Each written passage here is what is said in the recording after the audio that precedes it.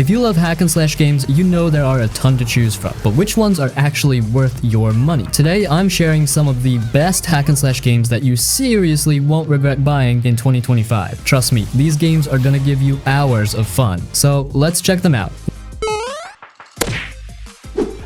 Lollipop Chainsaw. And this one's just straight up wild. Like, you can't even explain this game without sounding like you made it up. You're a cheerleader with a chainsaw, fighting zombies while your decapitated boyfriend's head hangs off your hip and talks trash the whole time. And somehow, it works. It just works. This is one of those hack and slash games that doesn't care about being serious. It leans fully into the chaos, the humor, the weirdness, but underneath all that goofy surface stuff is a solid fun combat system. You've got pom-pom light attacks, chainsaw heavy hits, combos that juggle enemies, dodge moves. It's all fast, tight, and satisfying. Once you start chaining attacks and blasting through a whole group of zombies while fireworks and rainbows explode, it's pure madness. Now the boss fights here are total highlights. Each one is themed around a different music genre. You've got a punk rocker, a dubstep demon, a twisted hippie, all super creative, loud, and totally unhinged. They mix up the gameplay and really show off the game's style. Yeah, it's not the deepest or longest game. You're here for the vibes, the action, and the absurdity, and honestly, it's a blast. One of those games that knows exactly what it is and doesn't try to be anything else.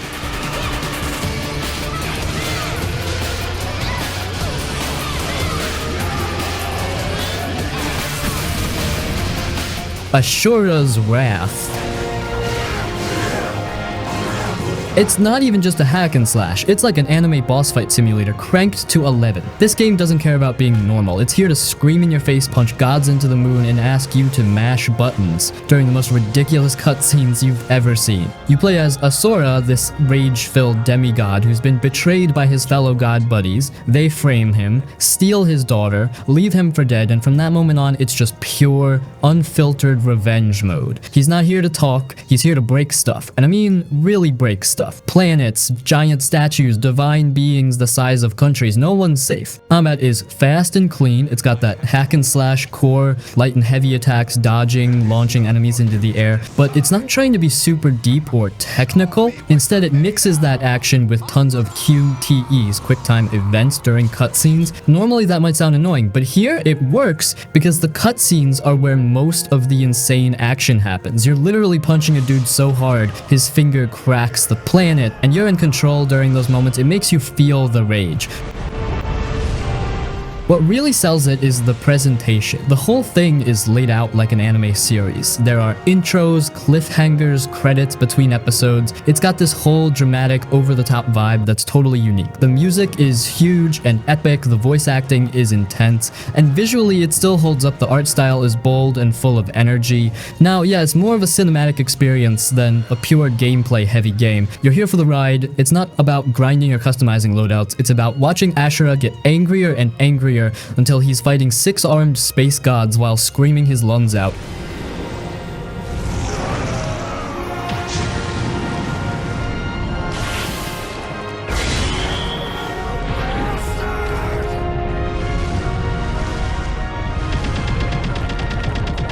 The Godfall.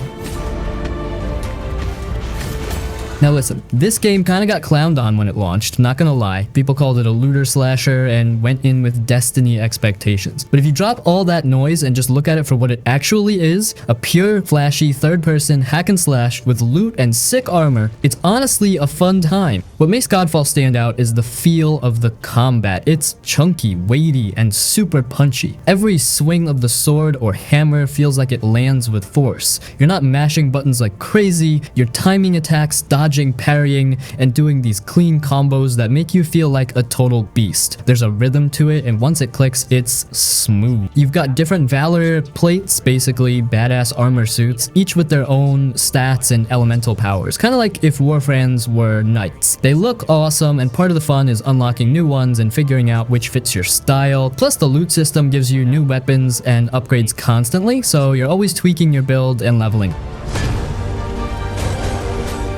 Visually, the game's a straight up eye candy fest. Bright worlds, crazy lighting, shiny armor, all of it looks clean as hell. It's not dark or gritty, it's more like a fantasy fashion show where everything explodes, which honestly, kinda refreshing.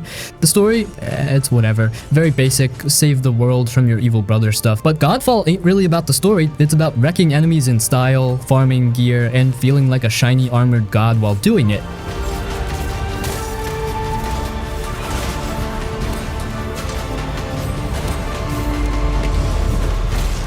No More Heroes.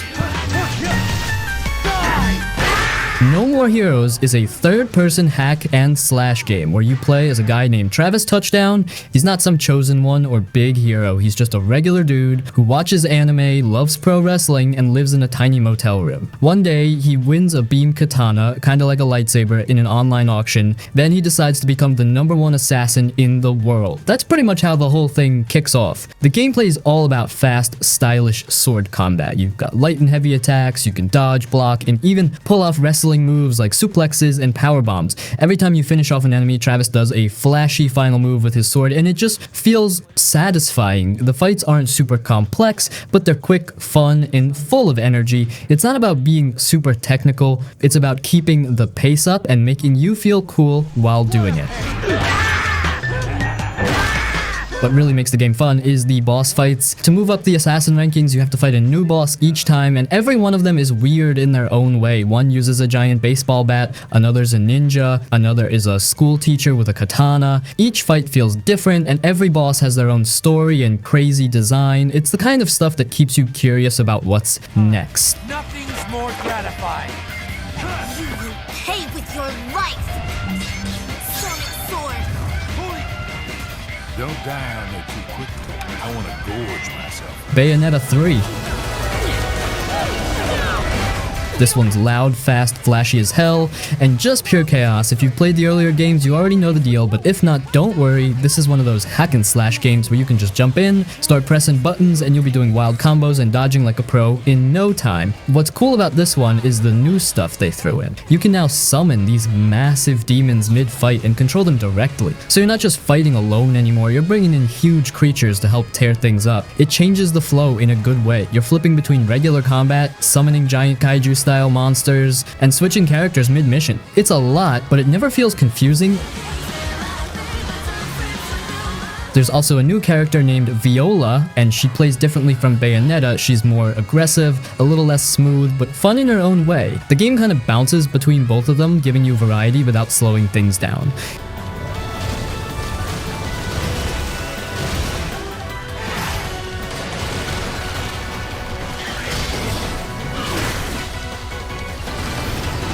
Code Vein.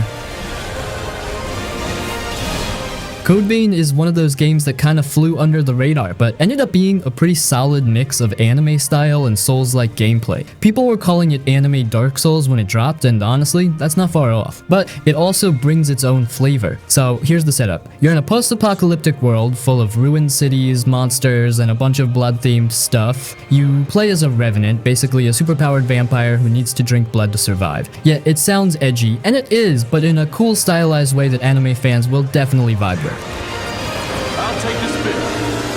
All right. Combat is where it shines. It's slower and more methodical than your usual hack and slash. You gotta dodge, time your hits, watch your stamina. Kinda like a Souls game, but it's a bit more forgiving. You've got a partner system too, so you're not always going solo. Your AI buddy can actually help out in fights, heal you, distract enemies, stuff like that. It makes the game feel less punishing and more approachable if you're not deep into Souls-likes. Now, the blood code system is one of the coolest parts. It lets you switch your class and playstyle anytime. Wanna be a tank with a giant axe? Go for it. Prefer long-range magic? Swap to that. It gives you tons of flexibility without needing to start a new character or respec everything.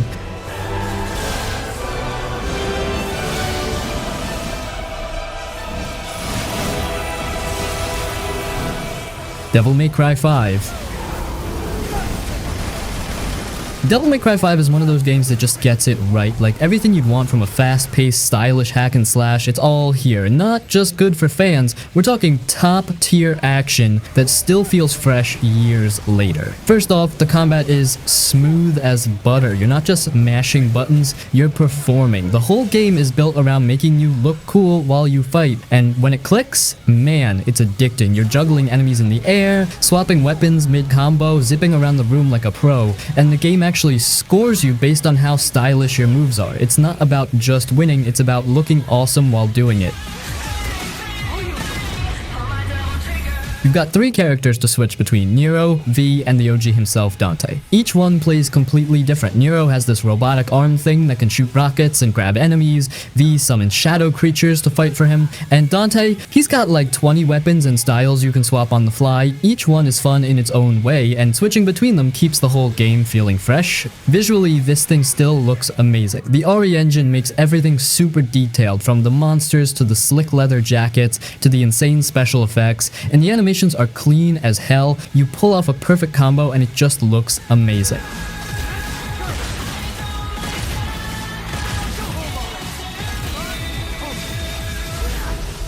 Scarlet Nexus.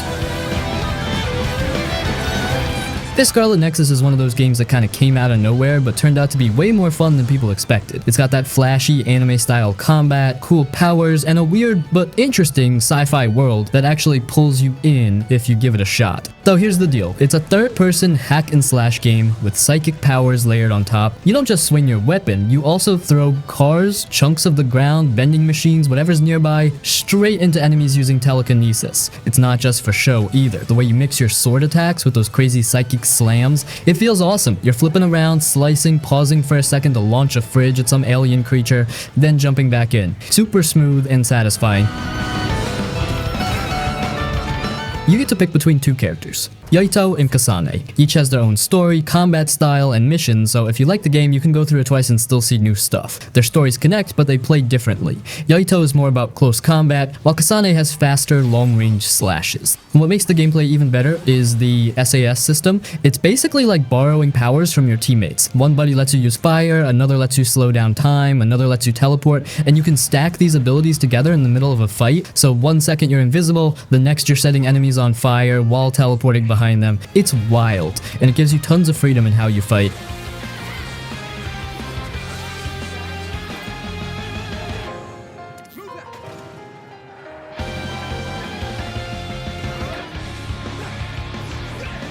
Warriors Orochi 4. Warriors Orochi 4 is one of those games where the phrase hack and slash really means just destroy everything. Like, if you've ever wanted to mow down thousands of enemies in one mission while playing as a literal god with magic powers, yeah, this is that game. Though, here's the basic idea. It's a crossover between Dynasty Warriors and Samurai Warriors, plus they throw in gods from Greek and Norse myth and a bunch of wild new characters. You end up with 170 plus playable fighters. You can play as generals, ninjas, gods like Zeus, and even people who throw magic books or lightning bolts. The combat is classic Musou style. You're on a battlefield surrounded by hundreds of enemies and you're just wrecking them with crazy combos. It's simple but super satisfying. Light and heavy attacks, launchers, specials, and now in Orochi 4 they added magic attacks that really crank things up. Every character gets a divine power that feels over the top. You're summoning dragons, dropping meteor showers, zapping fools with thunder. It's chaos and it's fun. You can also switch between 3 characters on the fly mid-mission. That keeps things from getting stale, like start a combo with one, switch to another to keep it going, and then finish it off with the third. There's a rhythm to it once you get into the flow. Now look, it's not some deep tactical game. The AI is kinda dumb, the maps can feel a little samey, and the story, well, it's kinda nonsense. Gods and warriors from different timelines teaming up and fighting because of some magical bracelets or something. But honestly, that's part of the charm. You're not here for a deep narrative, you're here to wipe out 300 enemies in one swing and feel like a god.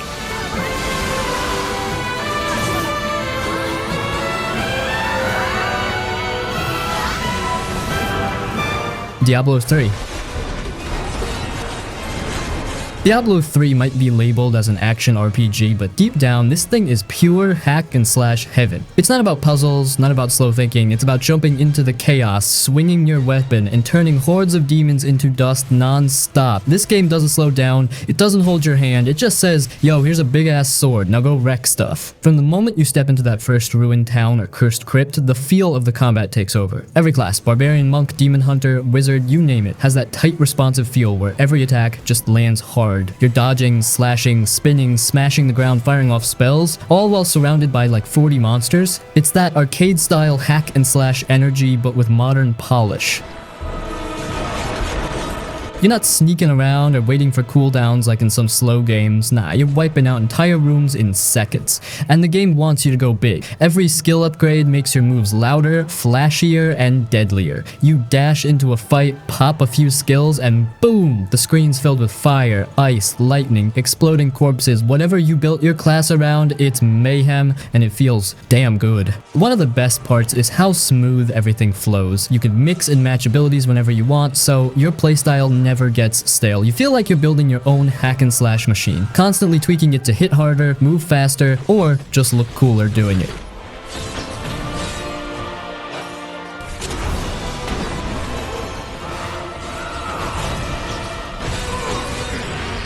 Tales of Arise. Now, this one's a mix of flashy anime vibes and some seriously fun hack and slash combat. If you're looking for a game where you can swing swords, cast huge spells, and combo your way through crazy boss fights, yeah, this one delivers. So, the combat, it's fast, it's smooth, and it feels damn good. You're not stuck in turn-based stuff like some older JRPGs. Now, this is real-time, in-your-face action. You press a button, you slash, you chain that into another move, then another, then launch the enemy into the air and hit them again before they even touch the ground. You can swap between party members mid-fight too, so you're not locked into one playstyle. Want to go full sword fighter with Alphen? Do it, or switch to Rinwell and just nuke fools with magic. Totally up to you. And those boost attacks and boost strikes, super satisfying. Every character has a special skill that can break enemy shields, interrupt spells, or just absolutely wreck bosses. And when you land a finisher with one of those epic team attacks, man, it's like watching a mini anime fight scene play out. The enemy variety keeps it fresh too. You're not just hacking through basic mobs, you're fighting giant monsters, armored brutes, and these godlike bosses that'll test your dodging skills. And once you start customizing your Ardis, that's what they call special moves, you can build your combos however you want. Go full air juggles, focus on elemental weakness, or just pick whatever feels badass.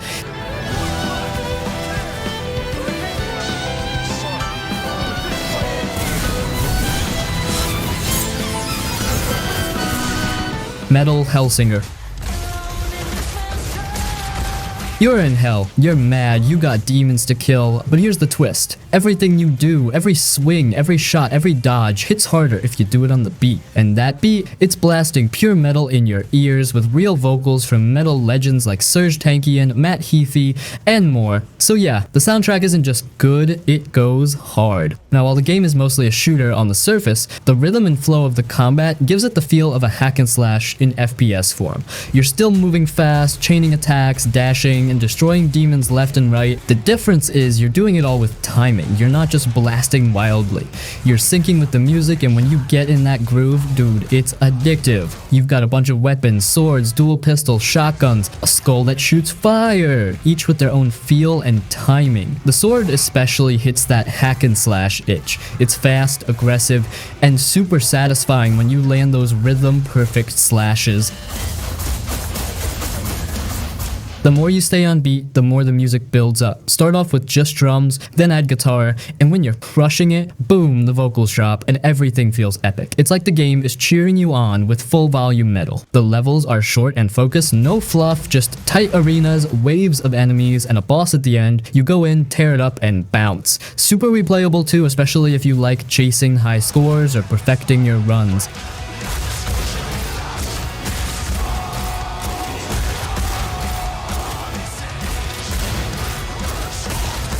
Dante's Inferno. This game is straight up fire, literally and figuratively. It's a dark, brutal, fast-paced hack and slash that throws you headfirst into hell and just says, good luck, buddy. You play as Dante, not the one from Devil May Cry. This guy's a crusader who's been through some messed up stuff. His soul gets dragged into hell and he's like, nah, I'm not done yet. So now you're slicing, stabbing, and tearing your way through the 9 circles of hell, trying to save your beloved while fighting off demons, monsters, and some of the freakiest bosses ever put in a game. Combat is clean and aggressive. You've got a giant scythe stolen straight from Death himself, and it feels good to swing. Light attacks, heavy attacks, launchers, crowd control, the usual hack and slash stuff, but done with style. There's also a holy cross you can use to blast enemies from a distance so you're not stuck only doing melee, and the upgrade system lets you go more holy or unholy depending on how you want to play. Want to play like a righteous paladin? Go for it. Want to be full dark and brutal? Also totally fine. The real star here though, the world design. Every level is a twisted version of some sin, lust, gluttony, greed, and they each have their own crazy vibe and enemies. One minute you're fighting giant gluttonous beasts, the next you're climbing a tower made of the damned. It's disturbing, over the top, and honestly still impressive even today. Some folks called it a God of War clone back then, and sure, the inspiration is clear, but Dante's Inferno brings its own edge. It's darker, more twisted, and way more brutal. It goes places most games wouldn't even touch.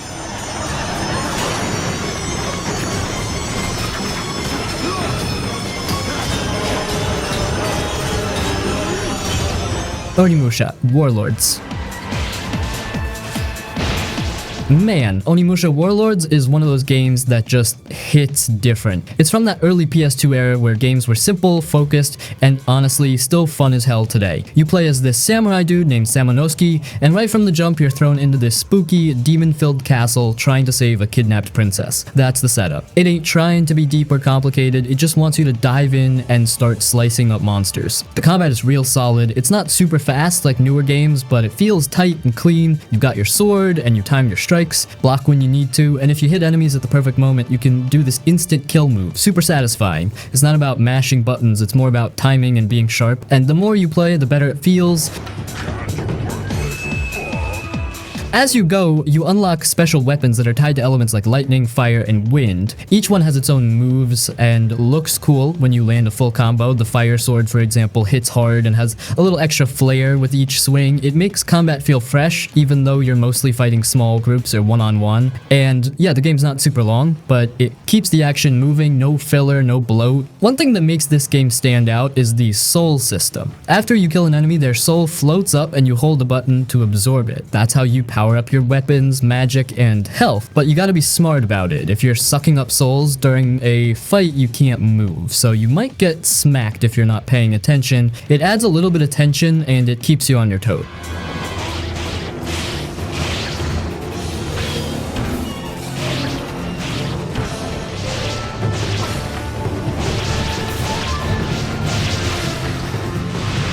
Astral Chain.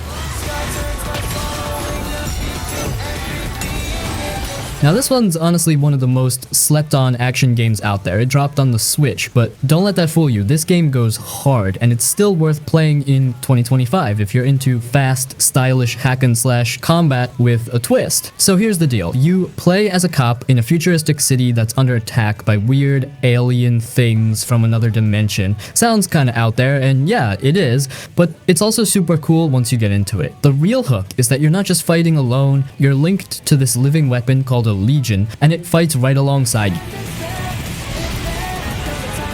Here's where the combat gets wild. You're controlling your character and the Legion at the same time. It sounds complicated, but it actually clicks pretty fast. You slash with your baton or sword, dodge around enemies, and meanwhile your Legion is out there doing its own thing. Attacking, holding enemies in place, or just going full beast mode. You can swing around enemies using the chain between you, trap them, launch them in the air, and it all feels super smooth once you get the rhythm down. Each Legion has its own style too. One's good for sword combos, one's a heavy brute, one's better for ranged fights, and the game lets you swap them mid-fight, so you're always mixing things up and looking stylish while doing it. It's not just hack and slash, it's hack and slash with control and style. You're managing 2 fighters at once, and when it works, it's just awesome.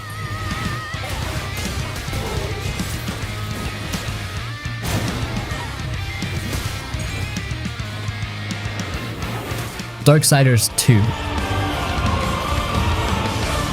This one's a real classic for anyone who loves a good old-fashioned hack and slash with some extra flavor thrown in. It's not just about mashing buttons, it's about exploring, upgrading, looting, and feeling like an unstoppable force of nature the whole time. You play as Death, yep, the Death of one of the 4 horsemen. And right from the start, you're faster, slicker, and way more agile than your brother War from the first game. You're flipping around, dodging attacks, chaining combos with dual sides, and just cutting through enemies like butter. The combat is fast, responsive, and feels damn good. You can even switch to heavier weapons like hammers and axes if you want slower, more brutal hits, so you can really play how you want.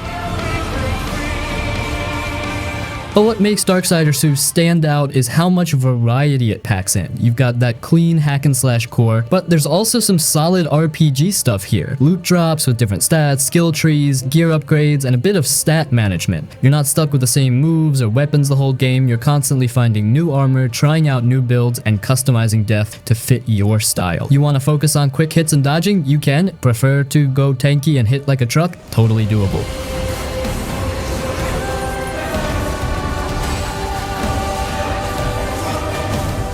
Metal Gear Rising: Revengeance.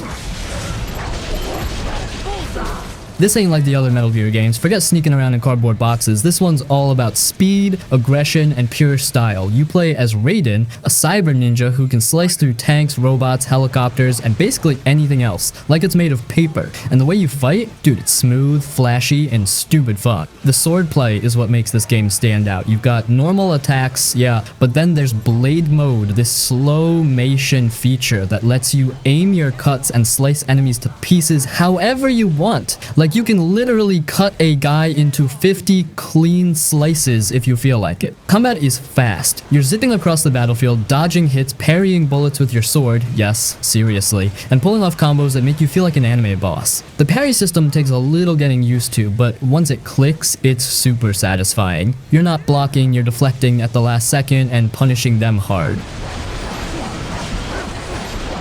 Every fight feels like a big moment. Even regular enemies come at you with style. And the bosses? They're absolutely nuts. Each one has insane design, ridiculous voice lines, and music that just hits when the fight ramps up. Speaking of music, this game has one of the best action game soundtracks ever. The songs build up with the fight and go full vocal when things get crazy. It hypes you up, and the way it's timed with gameplay is just perfection. It's also not a super long game, maybe 6 to 8 hours, but that's what makes it replayable. You can go back, try harder difficulties, master the combos, or just re-experience the boss fights because they're that good.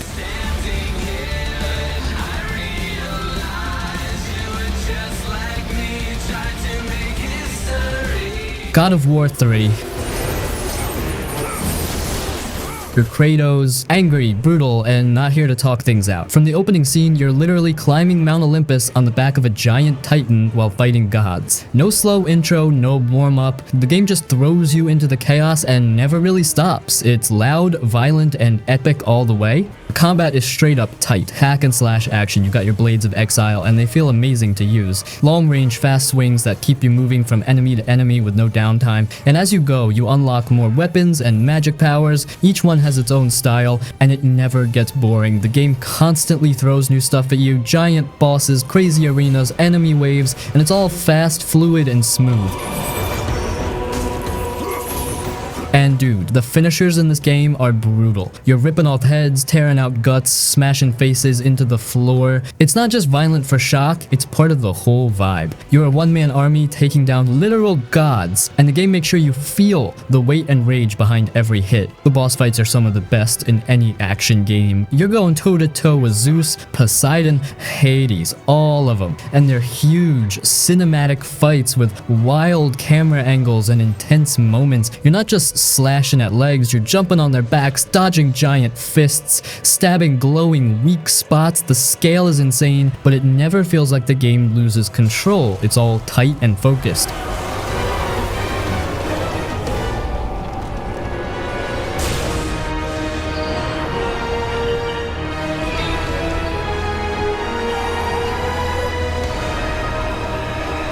Killer is dead. You play as Mondo Zappa, a super chill katana-wielding assassin who works for some kind of government-run killer agency. Don't worry about the logic, cause the game sure doesn't. The plot goes all over the place. One minute you're fighting a Yakuza dude on the moon, the next you're slicing through nightmare creatures in some trippy dream world. But honestly, you're not here for the story. You're here to look cool and slash stuff up, and this game's got that in spades. Combat is fast and clean. You've got your katana for slicing, and Mondo's left arm can transform into a gun, drill, or even a giant fist depending on the upgrades you unlock. You're dodging, parrying, and stringing together fast combos that feel smooth as hell. And when you land a perfect dodge, time slows down and you can chain a bunch of free hits like a badass. That part never gets old. The style is what makes it really stand out. The whole game has this sharp, high contrast art look, almost like an anime comic book mixed with noir vibes. It's flashy as hell, blood sprays across the screen, enemies burst into pieces, and everything feels like it's designed to make you feel cool while you're fighting. It's got that Suda 51 energy, super offbeat, super artsy, but fun to watch. Oh yeah, it's got some weird stuff too, like the gigolo missions where you go on awkward dates with women using x-ray glasses to impress them.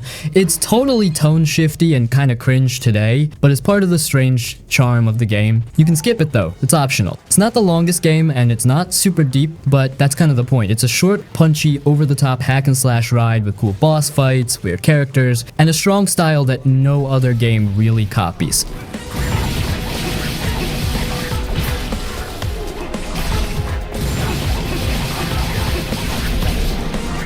Let it die.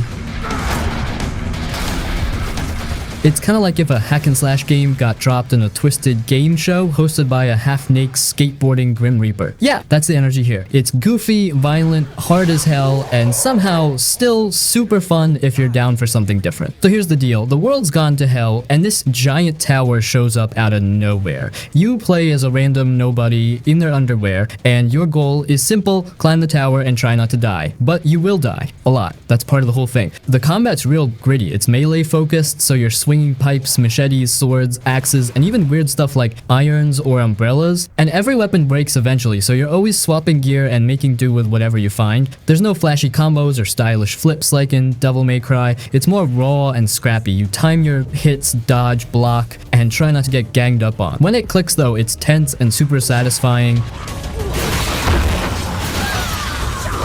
What makes it cool is that every death matters. If you die, your character turns into an enemy that lives in the tower, and you gotta go back with a new fighter to take them out and get your stuff back. It's got that roguelike flavor where you slowly get better, learn enemy patterns, and make smarter choices. The game really rewards patience and skill, and yeah, the whole vibe is just bonkers. You've got this Grim Reaper dude named Uncle Death who rides a skateboard and gives you tips in between fights. The menus look like something out of a punk zine. The enemies are weird mutants and masked freaks. The tower gets darker and more disturbing the higher you go. It's got that gross, edgy charm that feels like a mix of grindhouse movie and arcade madness.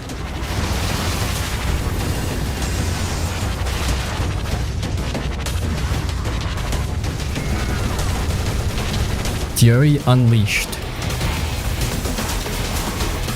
This one's kind of slept on, but it's actually a super fun, fast-paced hack and slash meets shooter mashup that plays like an old school comic book come to life. If you're into tight action, combos, and blowing through enemies nonstop, this one's worth a look for sure. You're basically this badass comic book hero who's fighting through the panels of a living comic. Each level is designed like a comic page, and you literally move from panel to panel, fighting, dodging, jumping, and slashing your way through it all. And it's got this 2D side-scrolling gameplay, but the pace is fast and super satisfying. You've got melee weapons like swords and chainsaws for up-close damage, and guns for blasting stuff from a distance, and switching between them on the fly, smooth as hell. The combat is where this thing really shines. You chain kills together into combos, and the better your combo, the stronger you get. Like you start healing faster, getting more drops, or just dishing out more damage if you don't get hit. So the game pushes you to play aggressive, stay moving, and go for those high streaks. It's got that arcade vibe, where you're always in the zone, just trying to keep the rhythm going.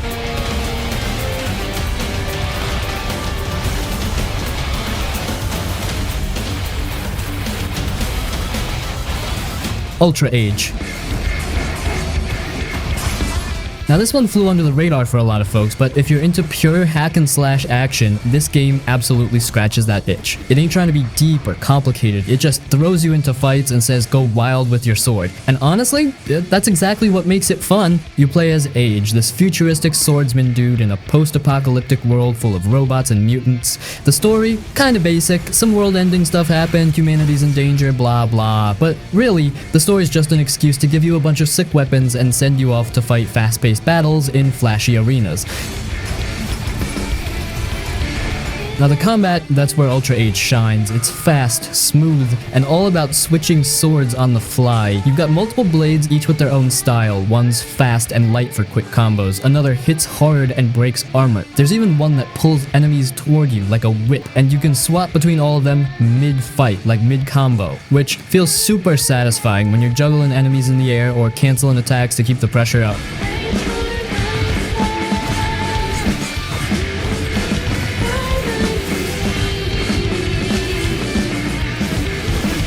Furi. If you're into boss fights, tight controls, and that mix of hack and slash plus bullet hell madness, it's not your usual slash through 100 grunts kind of game. Furi is all about one thing, one-on-one battles that feel like a duel every single time. You play as this silent warrior dude, all you know is you are locked up in some sci-fi prison and now you're busting out. But to escape, you gotta take down a lineup of bosses, each one guarding a different level of the prison. And these bosses, they don't mess around. Every fight is like its own little game with unique mechanics, attack patterns, and rhythm. One's a sniper, another's a blade master, one even messes with your mind. No two are the same. Combat in Furi is fast and sharp. You've got a sword for close range slicing, a gun for long distance shooting, and a super slick dash for dodging. You can parry attacks, reflect projectiles, and counter right after to land a heavy hit. The controls are super responsive, like you press a button and it happens instantly. There's no delay, no fluff, just clean combat where skill actually matters.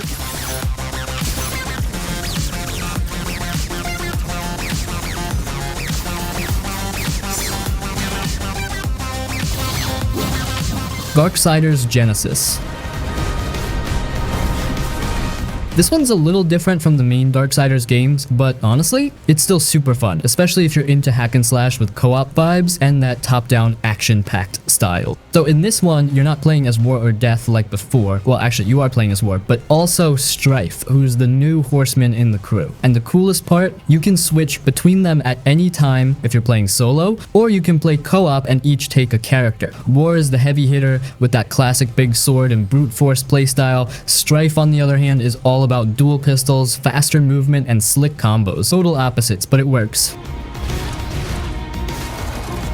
Combat is clean and super satisfying. You're slashing, shooting, dodging, and popping off abilities constantly. Strife's guns feel buttery smooth, and you can upgrade them with different ammo types. War is more of that traditional Darksiders melee, big swings, knockbacks, and heavy damage, and switching between the two mid-fight, it keeps things fast and never boring. It's got RPG-style progression, too. You collect creature cores from enemies and bosses and slot them into a grid to buff your stats or give you new perks. Some cores give you lifesteal, others boost your damage or make enemies drop more health. It's kind of like building your loadout based on how you like to fight. You're constantly tweaking and improving, which gives it a bit more depth than it looks at first glance.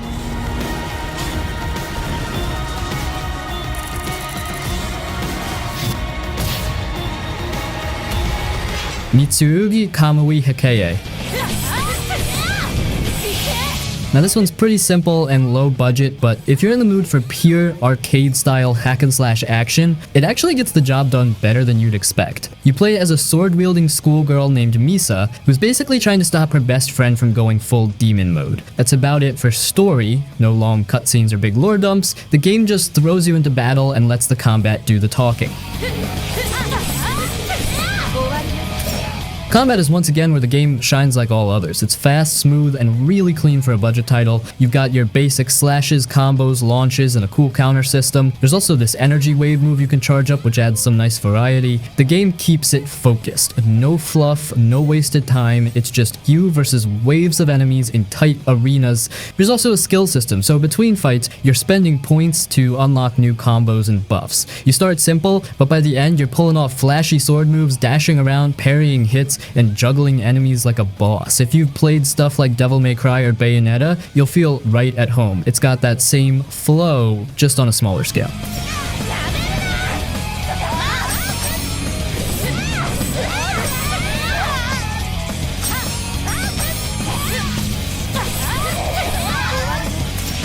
Stranger of Paradise Final Fantasy Origin. The darkness is so thick I can taste You play as Jack, this dude who's just mad all the time and wants to kill chaos. That's basically the story for the first chunk of the game. It sounds dumb at first, and yeah, it kinda is, but it grows on you. Under all that edge and nonsense, there's actually a cool reimagining of the first Final Fantasy game, just flipped into a full-on action RPG. You've got real-time, fast-paced combat that feels like Nioh meets Devil May Cry, but with a Final Fantasy twist. You're switching between jobs like Warrior, Mage, Monk, Samurai, all mid-fight, and each job has its own skills, playstyle, and gear. You can straight up be a dual sword ninja 1 minute, then swap to a black mage and start throwing fireballs the next. The combos are punchy, the dodging and parrying feel tight, and the soul burst mechanic where you finish enemies off with a flashy red crystal smash never gets old. It's not just for show either, it gives you MP back and boosts your flow in combat, so you're encouraged to keep the pressure up. This game really pushes you to stay aggressive. There's also a lot of depth with builds and gear. You're constantly collecting new weapons and armor, and each one affects your stats, resistances, and passive bonuses. It's loot heavy like a dungeon crawler, but it's easy to manage and doesn't get too annoying. The level design isn't super open, but each area is themed around older Final Fantasy games, like you'll notice familiar music tracks or enemy designs if you're a longtime fan. It's kinda cool seeing these old school FF nods remixed into wild action zones. Plus the bosses can be real tough. They don't hold back, and if you're not paying attention, they'll wipe you out fast.